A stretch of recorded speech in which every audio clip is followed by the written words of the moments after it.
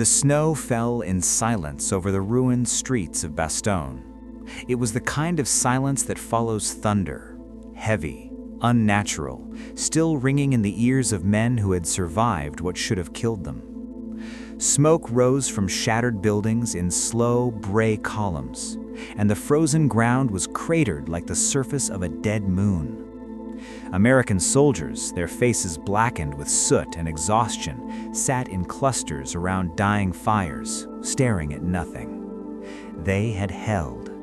Against all odds, against encirclement, against the full weight of Hitler's final gamble in the West, they had held.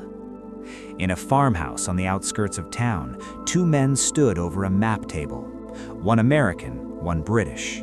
The air between them was thick with unspoken tension. General George S. Patton, Jr., his jaw set like iron, his eyes burning with the residual adrenaline of a week that had rewritten the rules of modern warfare, traced a route on the map with his riding crop.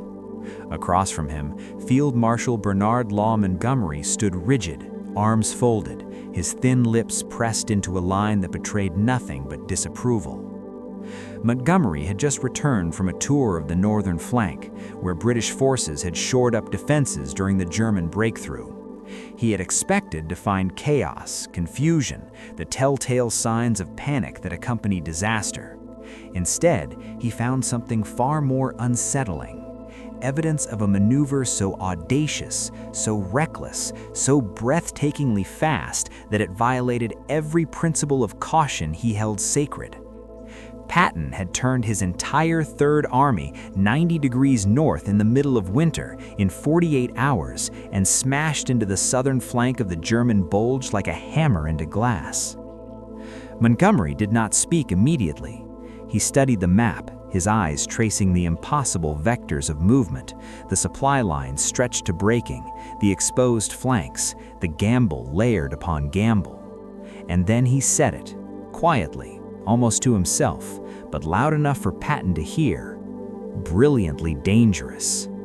It was not a compliment, it was not a condemnation, it was something else, a recognition, reluctant and cold, that he had just witnessed a form of warfare that belonged to a different philosophy entirely. To understand what Montgomery saw in that farmhouse, you must first understand what he believed war to be. Bernard Montgomery was a product of the Great War, of the Somme, of Passchendaele, those vast, grinding slaughterhouses where generals fed men into machine guns for inches of mud.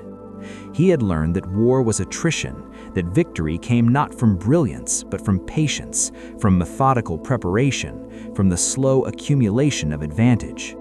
He believed in overwhelming firepower, in meticulous planning, in never attacking until every variable was controlled.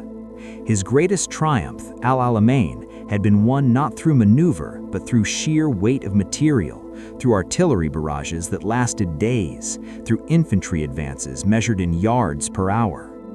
Montgomery did not gamble, he calculated. He did not improvise, he orchestrated. And he viewed commanders who did otherwise as dangerous romantics, men who mistook luck for genius and left corpses in their wake. And then there was Patton.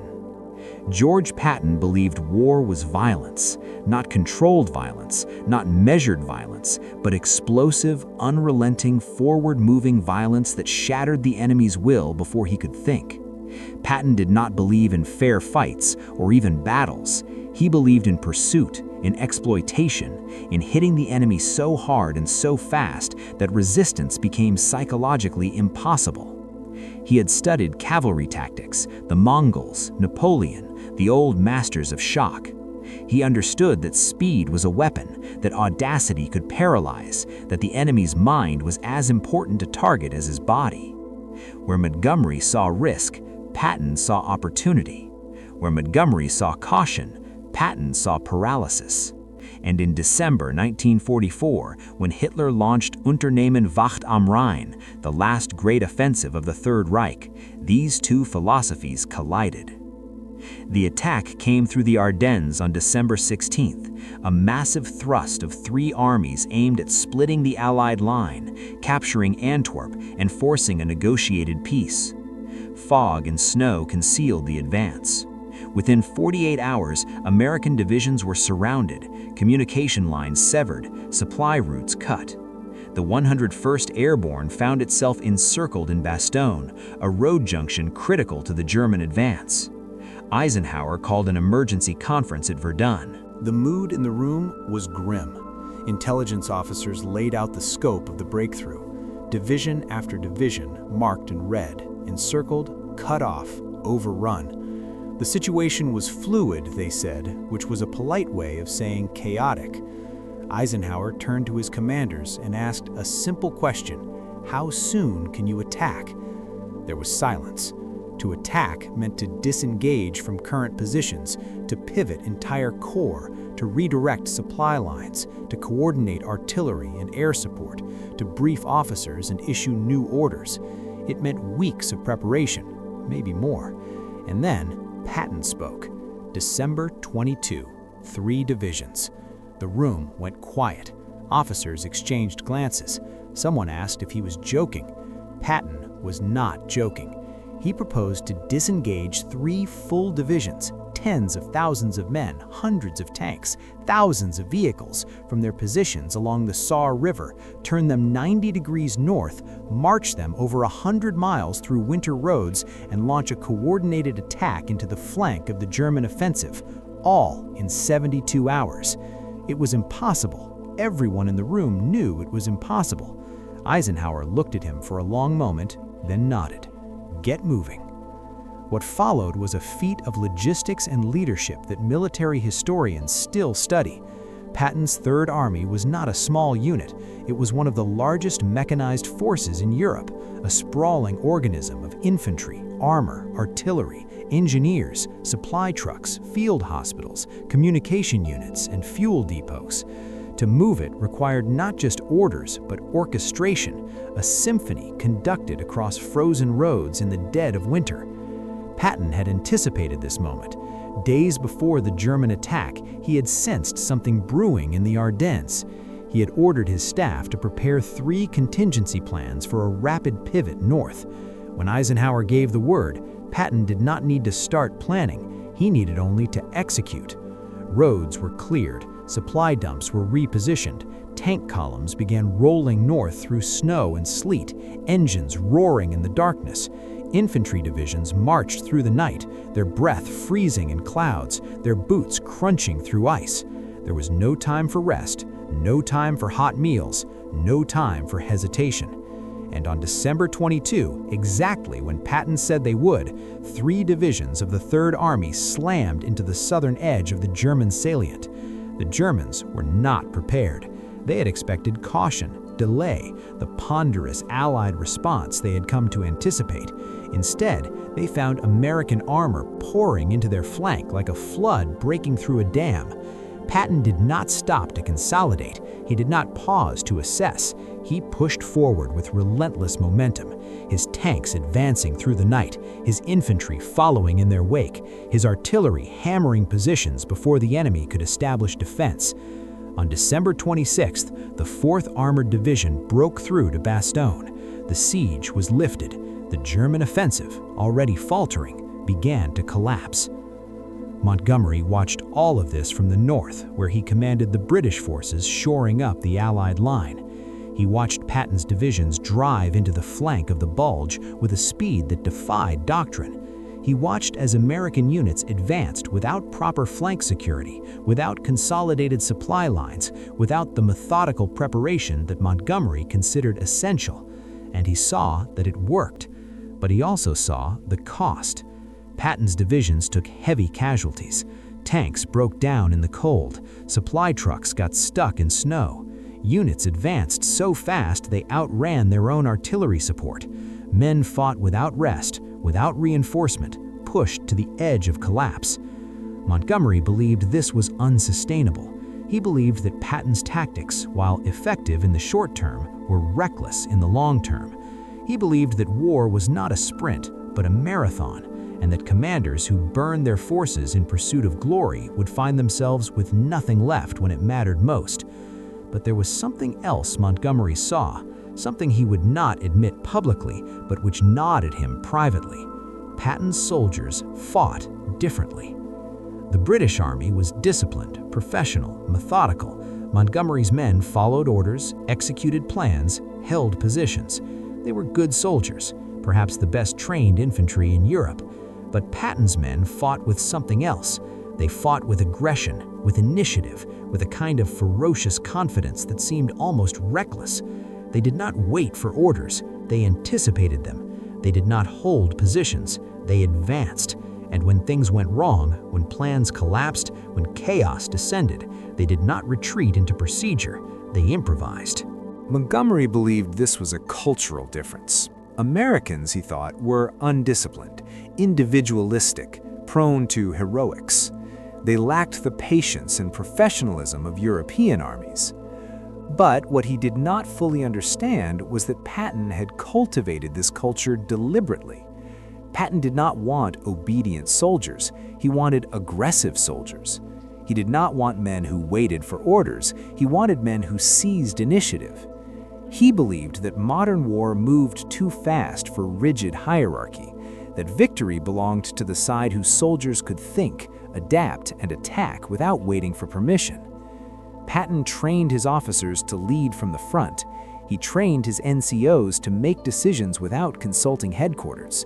He trained his men to keep moving forward, always forward, because momentum was everything. And he led by example.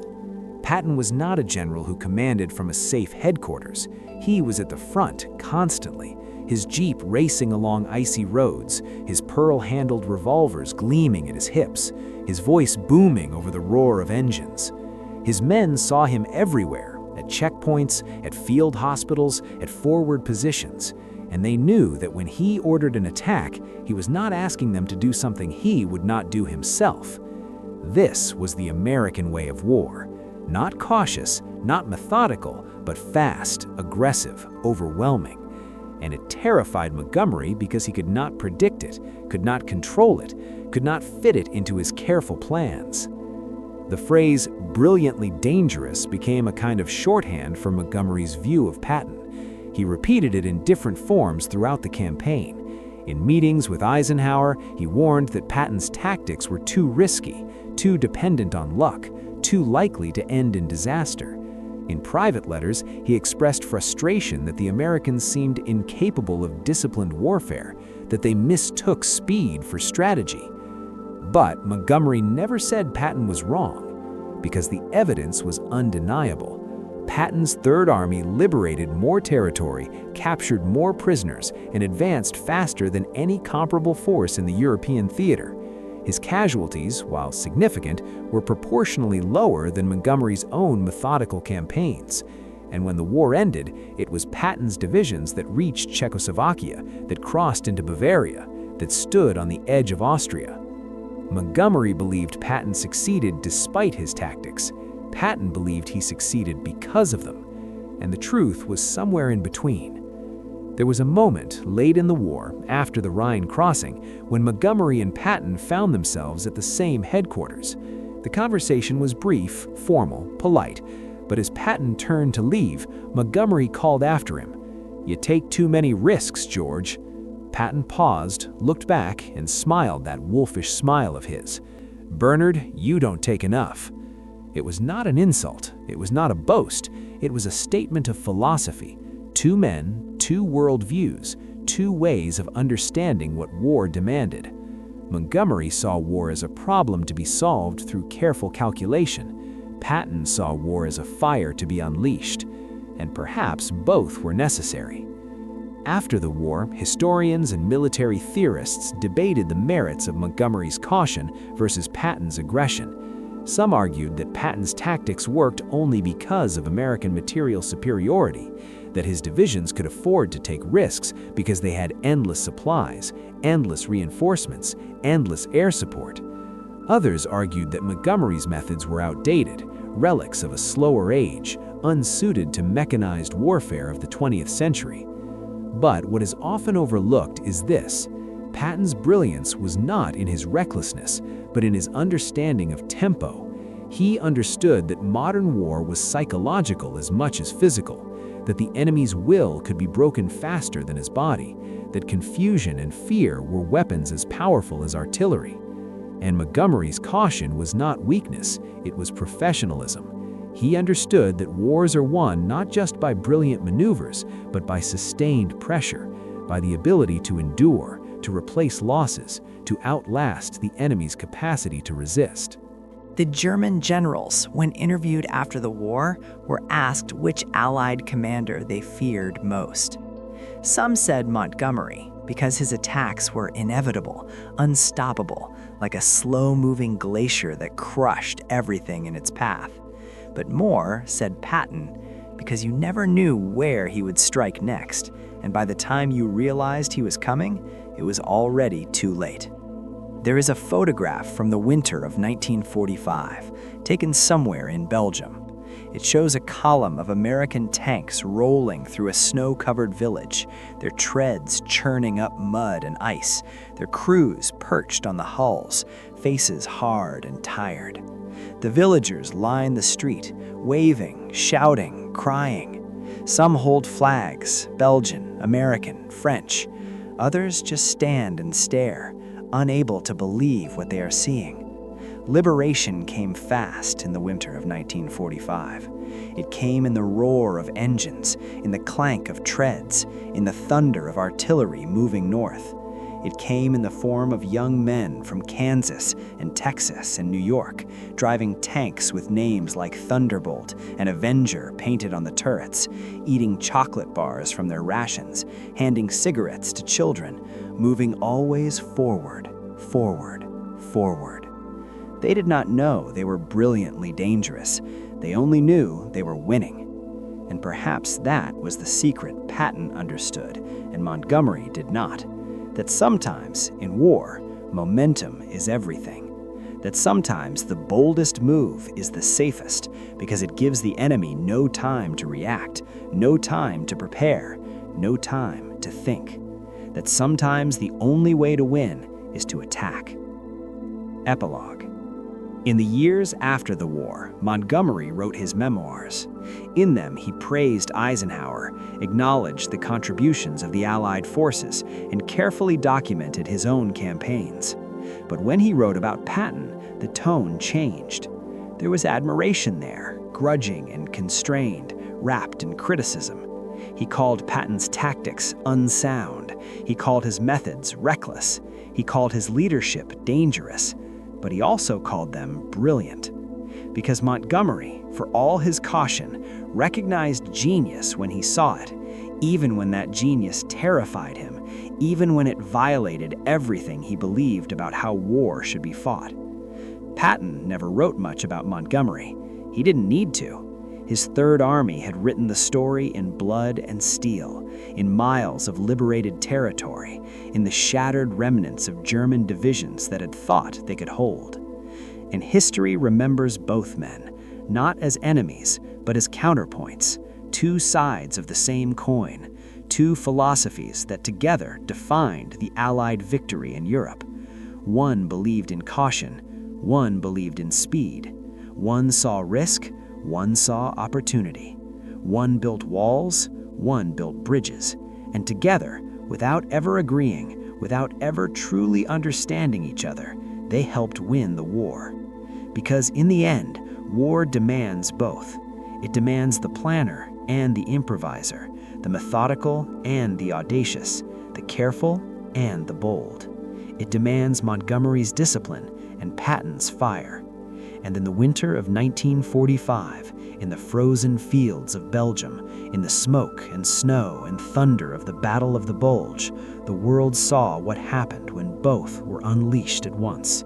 It saw brilliance. It saw danger. It saw victory.